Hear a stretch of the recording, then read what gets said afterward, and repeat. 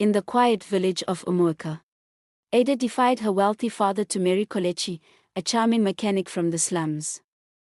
Her father warned, "This man wants your wealth, not your heart." But Ada, blinded by love, refused to listen. She gave Kelechi everything: money, cars, even paid his debts. When her father disowned her, she clung tighter to her husband.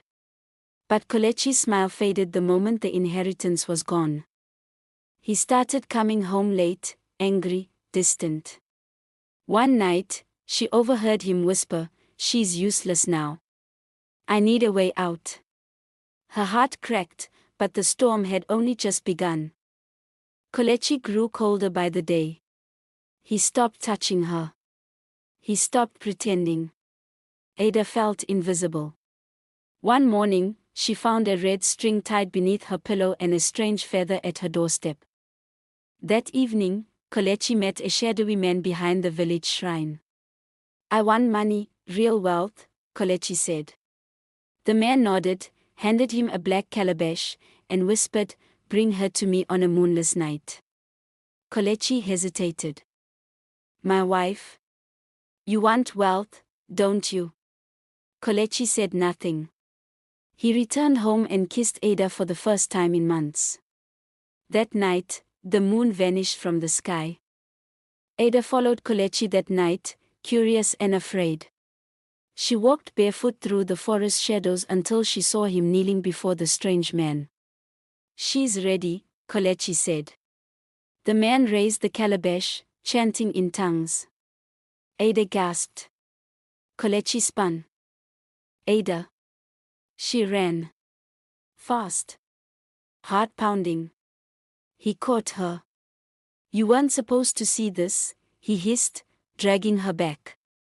Ada screamed, but the forest swallowed her cries. Blood spilled. The wind wept. Kelechi stood, trembling, as the man handed him a pouch.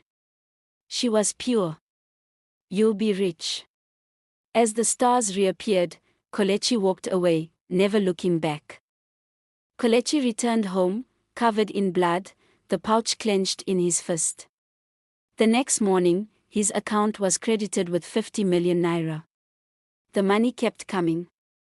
Business boomed. He bought houses, cars, opened clubs.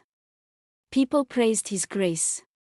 But every night, Ada's face haunted him, smiling, then screaming. One night, he found water dripping from the ceiling. When he checked, nothing was leaking. Then he heard footsteps. Barefoot. Dripping. He turned. No one. Yet the mirror showed her, Ada. Face pale. Eyes black. "You can't enjoy blood money," she whispered. Kelechi screamed and smashed the mirror. But her voice remained. Kelechi stopped sleeping. Shadows whispered to him. Ada's laughter echoed from every room. He moved to a new mansion, yet still saw her reflection in water, in glass, in dreams. One night, at a party, while dancing with a girl, he looked up and saw Ada's face instead. He collapsed, convulsing. People mocked him, too much alcohol. But he knew better. He visited the same shrine. "I did what you asked," he shouted. The priest only smiled. "Blood never sleeps. You must renew." "With what?" Kelechi begged. The priest's smile faded. "Another. Someone close. Or you'll lose everything. Including your mind." Desperate, Kelechi set his eyes on his younger cousin, Chisholm, innocent, trusting. He invited her to stay for vacation. The night she arrived, he locked her door from outside. The priest gave him another charm. "Place it under her tongue while she sleeps." But when he approached her bed, Chisholm woke and smiled. "Uncle Kelechi." He froze. Her innocence pierced something deep inside him. He fled the room. That night, the money in his account vanished. Cars disappeared. His clubs shut down. And in the silence of his living room, he heard Ada's voice again. This is only the beginning. Kelechi spiraled. His workers quit. Friends disappeared. Debt piled. People whispered he was cursed. One afternoon, villagers found a goat's head nailed to his gate. That night, he woke up screaming as hands dragged him from bed. No one was there. Every mirror now showed Ada standing behind him. He smashed them all. The priest refused to see him. You failed. The spirits are angry. Kelechi cried. What do I do? But the priest slammed the door. That night, Ada appeared at his doorstep, soaked in blood. You wanted wealth. Now dance with the dead. Kelechi ran into the night. Kelechi fled to the city, hoping to escape the nightmare. He met a man who claimed to help him with a fresh girl, but the deal turned sour. On his way home, police stopped him for a routine check.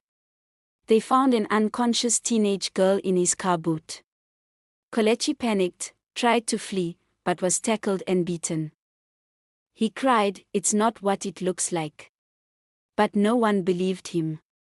At the station, Ada's face flashed on every reflective surface. He begged for silence, but the spirits roared louder. His screams echoed into the night. Charges were filed. Court was swift. News spread like wildfire, ritualist arrested. Ada's father sat in the courtroom, face hard as stone. I warned her, he whispered. Now justice must speak. The judge called Kelechi a disgrace to humanity. Chisholm testified, trembling.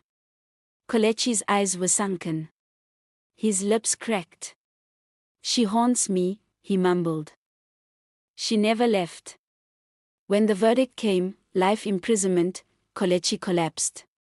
As guards dragged him away, he saw Ada standing at the courtroom's exit, smiling softly. Goodbye, my love, she said. The door slammed shut behind him. His freedom, his greed, his soul, all gone. Only regret remained. Kelechi now sleeps in a cell surrounded by shadows. At night, he hears chains dragging across the floor. Sometimes, he speaks to the wall, calling Ada's name. The prison chaplain prays over him, but Kelechi laughs, she's with me now. Always. On his final night, he was found dead, staring into a cracked mirror. No wounds. No signs of struggle. Just one word scratched into the mirror's frame, greed. Outside, rain fell. Somewhere in Umuoka, Ada's father lit a candle. May her soul rest, he whispered. And as for Kelechi, his name faded from the lips of the living. Thanks for watching this interesting and captivating African folktale. Please subscribe to my YouTube channel for more video. Love you all.